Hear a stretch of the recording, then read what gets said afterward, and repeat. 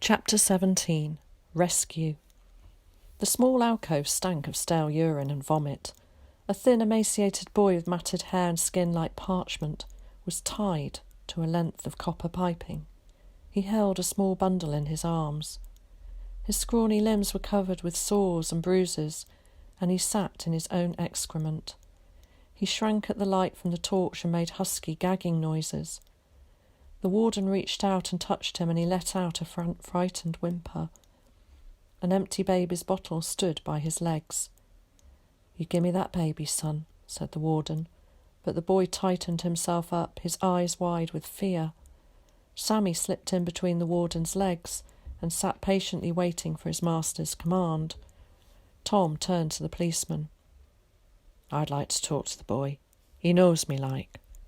The policeman nodded and left to call an ambulance and to disperse the crowd of neighbours who were now massed outside the front door. Tom squatted down. "It's Mr. Tom," he said gently. "I was worried about you, so me and Sammy come looking for you." Will looked in his direction. "You'll have to go to the hospital," said the warden. Will let out a cry.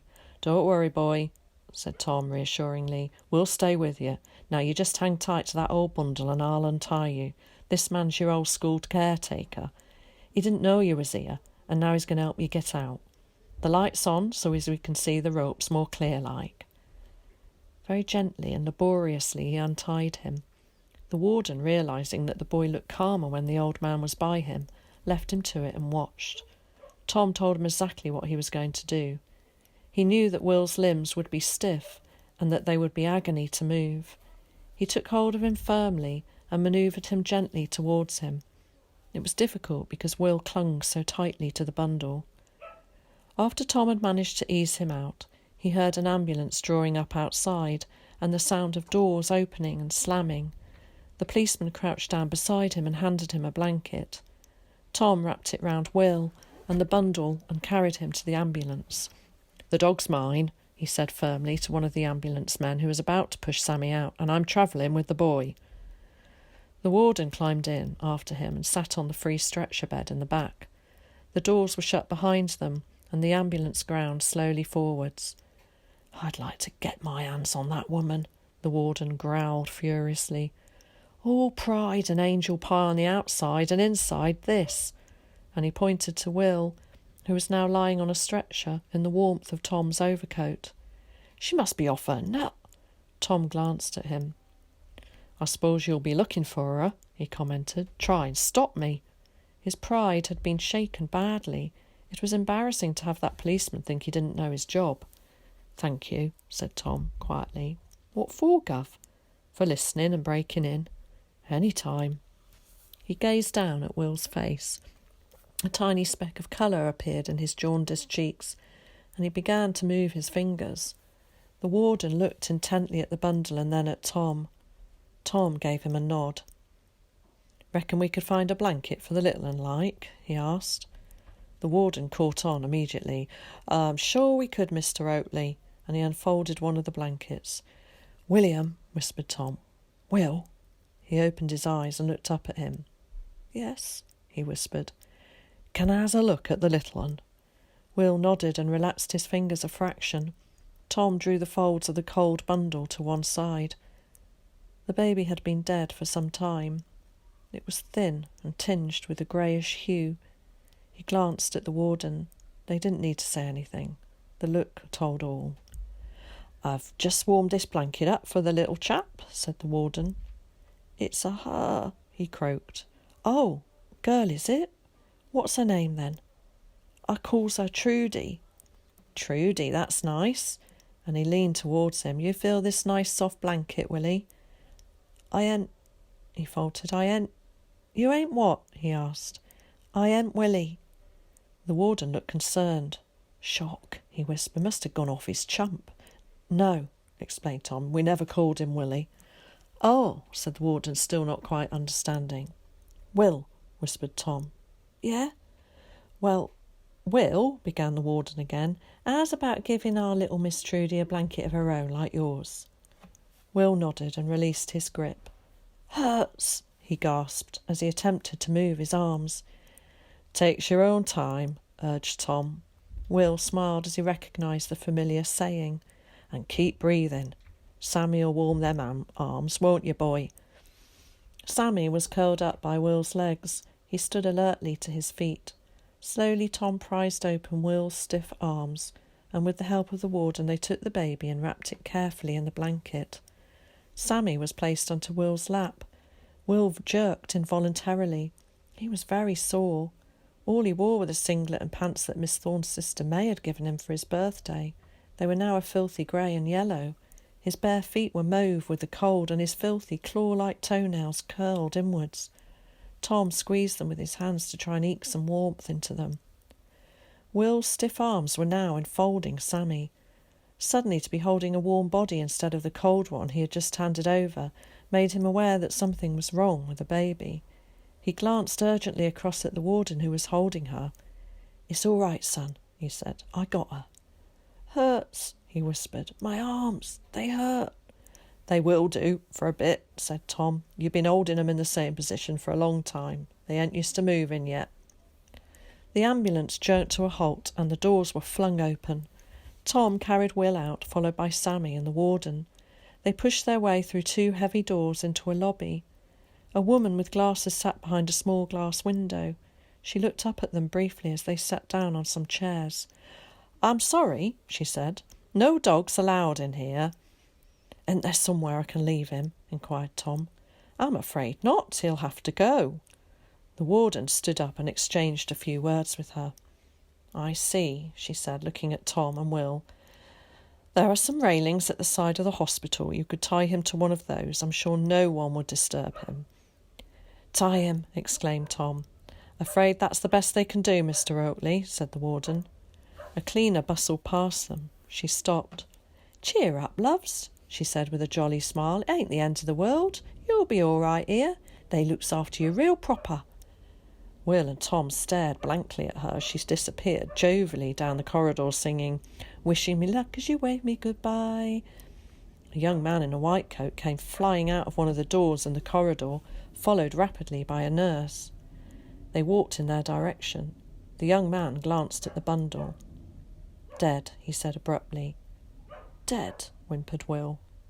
"Dead cold, he means, don't you, sir?" said the warden, winking urgently at the doctor and indicating the boy. "Oh, yes," said the young man. He was exhausted and hadn't realised that the boy and the baby were together. He knelt down by Will and drew aside the coat and blankets. The nurse, a dark-haired, fresh-faced woman who didn't look more than 19, knelt down beside him. The doctor mumbled something about lacerations and delousing. He looked up at Tom. "You a relative?" Tom shook his head. The warden spoke up for him. He knew how strict regulations were about not allowing visitors who weren't relatives. The boy stayed with him for 6 months in the country. He went back home to his mother, who said she was ill. He ain't got no dad, you see, and this gentleman heard no word, so he come miles to find him. Mother's left the boy." "Looks like he found you in the nick of time," said the nurse, and she gave Will a warm smile. The doctor stood up. "Best take him to the children's ward and clear him up. Bit late for stitches. You'd better have a tetanus jab." "That an injection?" asked Tom anxiously. "Yes, nothing to worry about. It's in case of infection." "Good clean air'll cure that," said Tom. "Nurse," said the doctor, ignoring him, "take him to children's." Tom stood up with Will still in his arms. "Dogs aren't allowed," said the nurse, glancing down at Sammy, who stood alertly by Tom's side. "It's all right," piped up the warden. "I'll look after him." "I'll come with you," said Tom to the nurse. "I'm afraid that's not allowed," she said. "I ain't leaving the boy with a load of strangers." She gave a sigh. "You can come as far as the ward, but no further. You'll have me for the high jump, you will." Tom observed her briefly. Here was this well-spoken skimp of a girl telling him what to do. Will looked terrified when he handed him over to her. "I'll take good care of him," she said gently. "I'll ask if you can see him in the morning." "I'm staying here, Will," he said. "I'll be in that big hallway where we were sitting just now. I won't be far away, boy." He watched her walk away with Will in her arms and then headed back towards the lobby. "I gave the receptionist the details," said the warden. "I have to make a police report now." "Where's the baby?" asked Tom. One of the nurses took her off to the morgue. He glanced at Tom, who stood looking very stunned. "What you need is a nice strong cup of char. A mate of mine's got a post just round the corner from here. Come in?" Tom shook his head. "I promised the boy I'd stay here." "Here, love," he yelled at the bespectacled receptionist. She blinked in amazement at his familiarity. "We're just going round to house. If there's any changes with the boy, let him know where Mr. Oatley is." He smiled at Tom. "Come on, it'll be all right. You only need to stay for a few minutes." They crossed the hospital courtyard and out through the large gateway. Just outside the railings on the corner was a small hut with walls made of sandbags and a corrugated tin roof. A sign with Warden's post written on it hung above it. Inside sat a balding, middle-aged man with a thick black-greying moustache. "Hello, Sid," he exclaimed when he saw the Deptford warden. "What brings you here? Not a bomb casualty, that's for certain." And they chuckled. "Hitler keeps threatening to devastate us, don't he, Sid?" he continued, "but he can't get near us.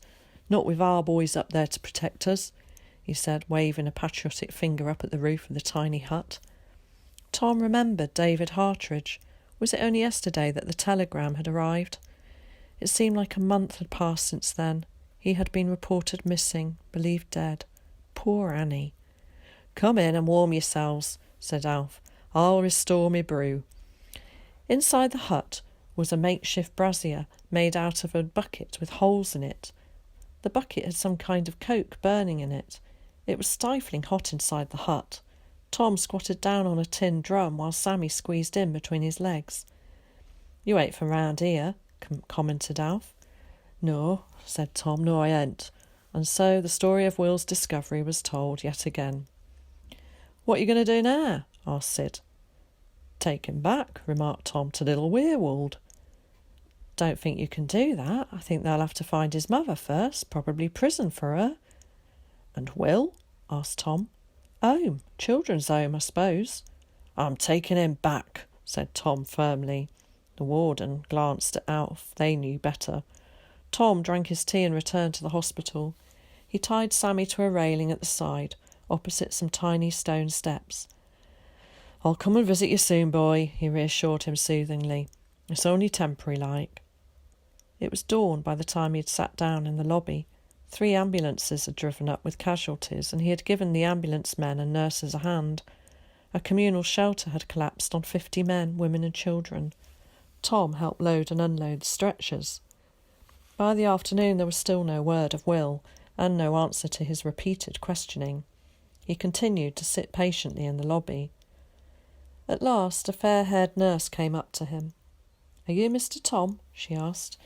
"Yes," he said, standing abruptly. "How is he? Can I see him?" "You're not a relative, are you?" "No, but I'm pretty near. The boy lived with me, like. He ain't got no father, and his mother's deserted him." "A psychiatrist has been to see him, Mr. Tom. He's from a special children's home, and he's agreed that it's all right for you to see him." "Psychiatrist? How do you mean?" "A man who cares for sick minds." "Oh, yes, I read about them somewhere." And he grunted. "Nothing sick about his mind, though." "He's under deep psychological shock," said the nurse. "He keeps suddenly screaming out for no apparent reason. We've had to keep sedating him." "Sedating him?" "Putting him to sleep." "Why?" "To stop him from screaming." "Maybe he needs to." "That's as maybe, Mr. Tom, but we have to consider the other children in the ward."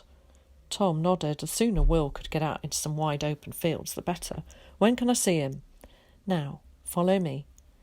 They passed through the maze of corridors. Since Tom had helped with the emergency, he had begun to learn his way around. 2 nurses nodded and smiled to him. They thought he was a volunteer helper. The fair-haired nurse pushed aside the swing doors into the children's ward. Tom strode in and looked around. She pointed to a bed on his left, the first one by the door. Accessible, easy to get to in an emergency, although why he felt that was important he had no idea.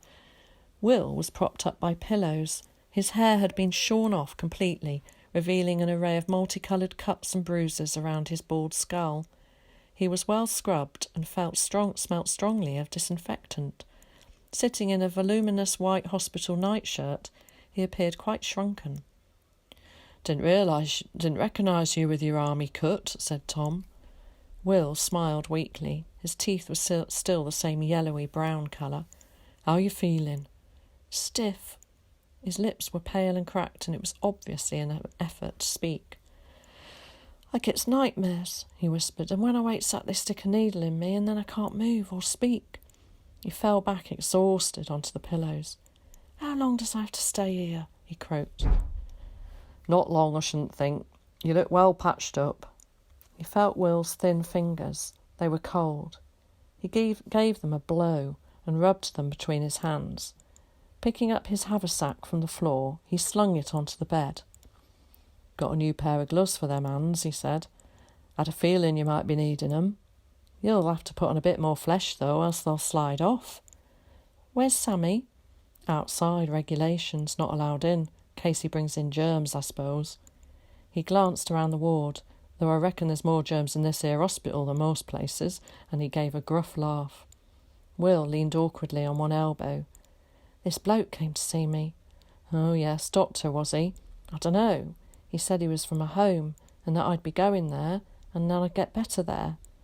He clutched at Tom's arm. "Can't I come back with you?" "Course you can. Don't know the law side, mind, but we'll get round it somehow." "Mr. Tom," interrupted the fair-haired nurse from behind him, "I'm afraid you'll have to leave now." Will hung tightly to Tom's sleeve. "Don't go yet," he urged. "Stay a bit more." Tom sat closer to him on the bed. "I'm sorry, Mr. Tom," said the nurse nervously, "but you must go now." "The boy would like me to stay for a bit," he replied calmly. "I'm sorry, it's against regulations." "Whose regulations?" Tom said, turning to face her. "Now, come on, Mr. Tom, let's not have any trouble." "What's going on, nurse?" boomed a loud noise at the end of the ward. "Nothing, sister," said the nurse shakily. The sister, a middle-aged woman with a loud step, walked firmly down the ward towards them. "Time to go," she said in a no-nonsense manner. Tom stood up and leaned over Will's bed. "Afraid I'll have to go, but I'll be in the hallway and I'll see you tomorrow." Will clung onto his arm with both hands now. He could barely sound the words. "Don't go," he pleaded. "Don't go." "Please leave, sir," said the sister sharply. "You're only upsetting the boy." "I think it's your regulations what's upsetting him, ma'am." He turned to Will. "Tomorrow'll come more full quick," he added comfortingly. The sister stepped forward and firmly wrenched away Will's hands from Tom's arm. "Now go, sir, immediately." Tom reluctantly began to depart. Will pushed himself up and tried to get out of bed. "Stay where you are, there's a good boy," sing-songed the fair-haired nurse. Will began to whimper, make grunting noises. "Go!" shouted the sister. "Nurse! Sedation!" Tom walked dejectedly through the swing doors and listened helplessly to Will's cries. He stood for a moment and then turned to look in through the window. The two nurses were holding Will face down. Another nurse joined them and gave him an injection into his bottom. A few seconds later, Will sank helplessly into the bed, and the nurses let go of him. "Mr. Tom, is it?" said a quietly spoken voice behind him. Tom jumped and turned sharply. A man in his 30s wearing a grey suit had been standing behind him. He must have a soft step, thought Tom, who had heard no movement. The man was going bald, and the hair that remained was of a thin texture. His skin was as white and shiny as that of a cloistered nun. He gave Tom a bland smile and held out his hand. "I'm Mr. Stelton," he half-whispered. "I expect William has told you about me." Tom nodded. The man observed Tom in a seemingly detached manner, and then looked quickly away to gaze at a wall in the corridor. Neither of them spoke, and Tom had a feeling that the man had no intention of breaking the silence. He was leaving that to Tom. Tom was irritated by this, but he wanted to find out about Will. "Yes," he said. "He told me you want to put him in a home." "Ah," said Mr. Stelton quietly. "Did he?" And he gave another bland smile and gazed back at much the same place. "Wall interesting, is it?" inquired Tom. "You see yourself as a wall, do you?" he commented, still staring at it. "Stop shilly-shallowing and telling me about the boy." He turned and faced Tom briefly. "Of course," he said. They found a few chairs in a corner and sat down. Tom couldn't help observing the quiet manner in which Mr. Stelton walked. It was a slow lope, and his toes pointed slightly inwards. He sat next to Tom with his knees together and rubbed the tops of his thighs gently up and down as he spoke. "I believe in a more modern approach, Mr. Tom," he said. "I don't use drugs." "Oakley," corrected Tom. "Mr. Tom's the boy's name for me." "Ah," he said, and gave a significant nod. "You don't wish me to call you by the boy's own name?" "About those drugs," interrupted Tom, before Mr. Stelton could gaze into space again. "I don't use them either." "Of course not," and he gave another bland smile. Tom wondered why Mr. Stelton spoke in such a subdued tone. Was he afraid of disturbing someone?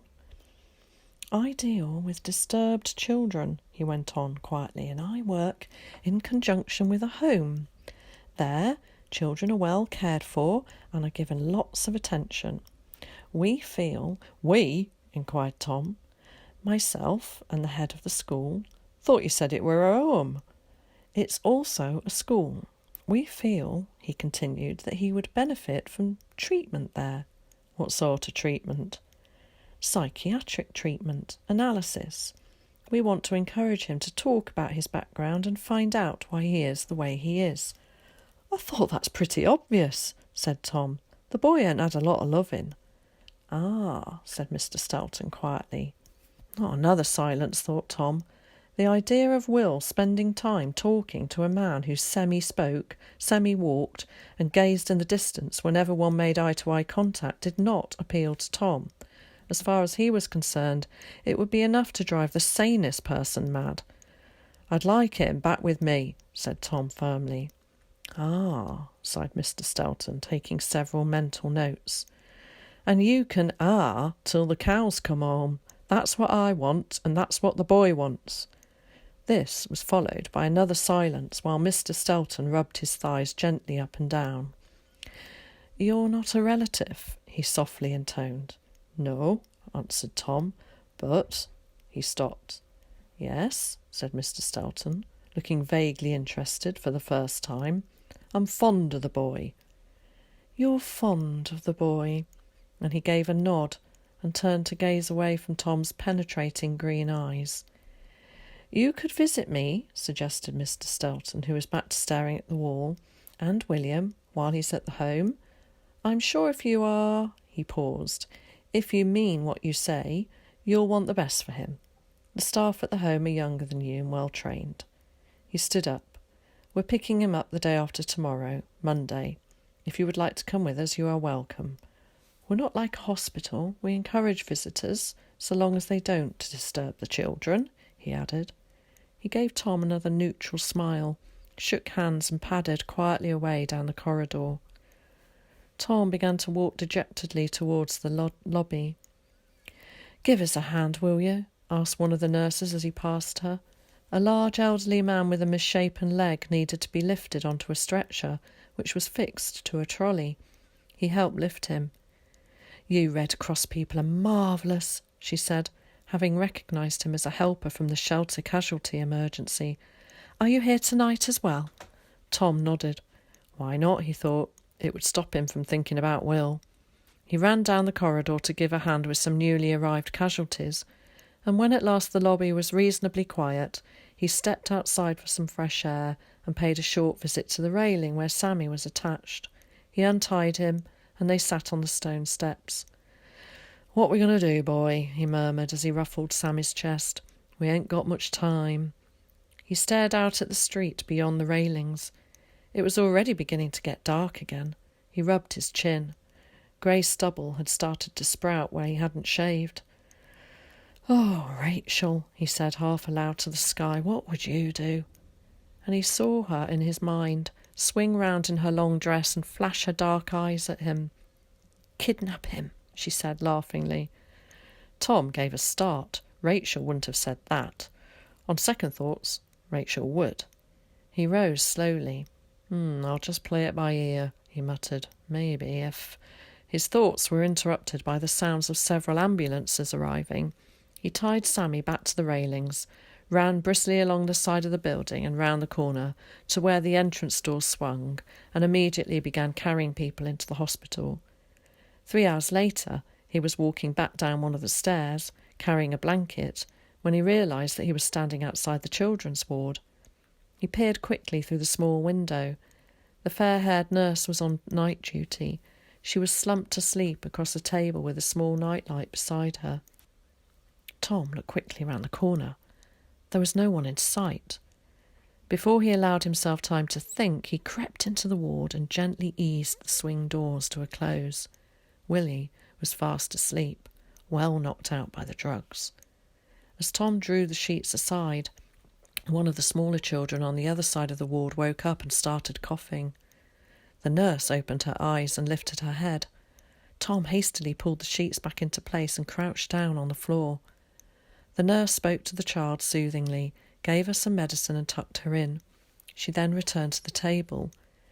She was trying to study for an exam on anatomy, but soon her eyelids grew heavy again, and within minutes she had fallen asleep. Tom whipped back the sheets, lifted Will out, and wrapped the blanket he was carrying around him. He stuck one of the pillows down the bed and tucked the sheets round it. Not very convincing, but it was all he had time for. Holding him firmly in his arms, he stood up. If the nurse woke up now, he thought, he'd be for it. One of the children turned over in their sleep and gave a little moan, but the nurse carried on sleeping quite undisturbed. He glanced out of the window. Very quickly, he swung the door open and walked firmly out and down the corridor. He knew that if he looked furtive, he would give the game away. He met the nurse who had chatted him over the elderly man. She smiled at him. "It's all go, isn't it?" she said. Tom nodded and headed for the lobby where he had left his haversack. 2 ambulances drew in, and in the general confusion that followed, he picked up the haversack and strode towards the swing doors. He glanced quickly at the receptionist. To his relief, it was a different woman on duty. As soon as he was back outside and the drivers had turned their backs, he ran into the dark, unlit courtyard, round the corner and down to where he had left Sammy. Sammy leapt up excitedly and began to bark. "No!" whispered Tom urgently, placing a firm finger on his nose. "Down, boy! Quiet!" He laid Will on the bottom step and feverishly undid the haversack. Quickly he put some warm underwear and socks on him. "You keep guard, Sammy," he whispered, and he untied him and put the lead into his pocket. The next garments to go on Will were a brown patched pair of corduroy shirts, a grey flannel shirt, a navy roll-neck jersey and a green balaclava. The balaclava at least hid his bald head. Unfortunately, he had no boots or overcoat for him.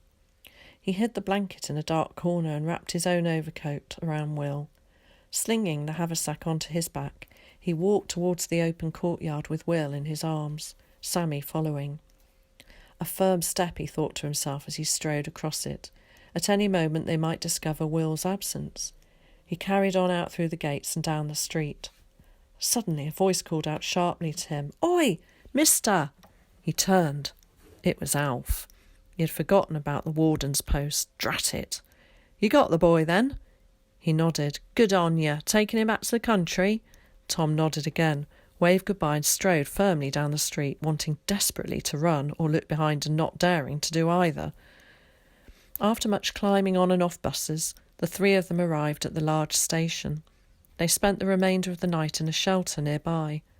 There were no trains going to Weirwold the following morning, but there was one going 2/3 of the way to a village called Skyrun. Tom hurriedly bought tickets, tied the lead round Sammy's neck, and headed for the platform. His tickets were clipped by the same ticket man. "Got your grandson, then?" he remarked cheekily. "Deep sleeper, ain't he? You'll spoil him carrying him like that. I'd wake him up and make him walk, lazy tyke." "He's ill," said Tom.